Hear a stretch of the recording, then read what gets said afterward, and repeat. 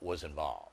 The Indianapolis Star, that state's biggest newspaper, is heavily covering the story, and a captain in the Gary, Indiana police force, Charles Austin, says the situation is credible. That is incredible. Joining us now from Chicago, Father Mike Maginot, a Catholic priest, who has been dealing with the situation. So, Father, I want to keep this fact-based, what you know, what you saw, what you did. Let's start with the boy. What do you know about him? Actually, I have never met any of the children. The first time I heard about the incident was when, just after the boy walked up the wall backwards.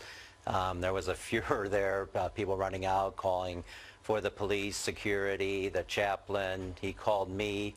I was in my parish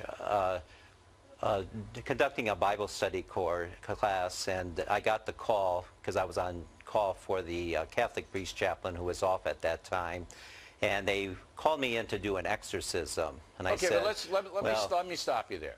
Exorcism is a very rare and serious thing that the Catholic Church, and you have to go through a lot of hoops to get it approved, to get the people in.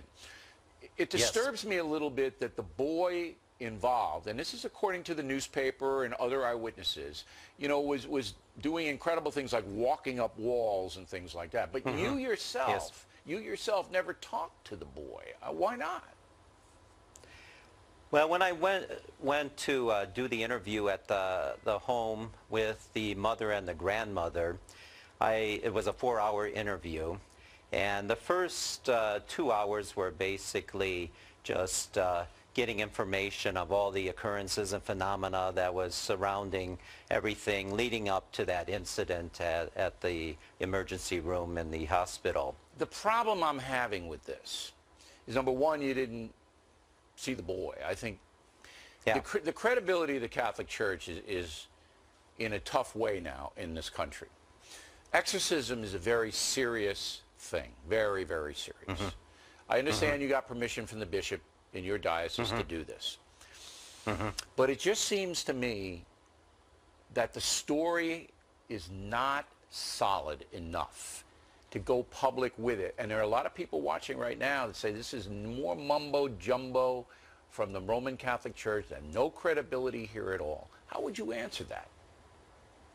Well, the two boys and the girl one was put into a lockdown psychological children's ward, and the other two were taken to the Carmelite sisters who take care of foster children. And so they were taken away from the parents and from the mother and the grandmother, and so I didn't have access to them.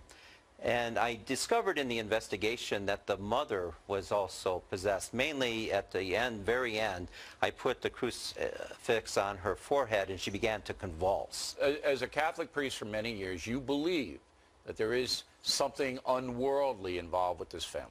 You do believe that? All right, Father. Yeah, I do. I'm going to stop it there, and we appreciate your time very much. Thank you. Plenty more ahead as the factor moves along.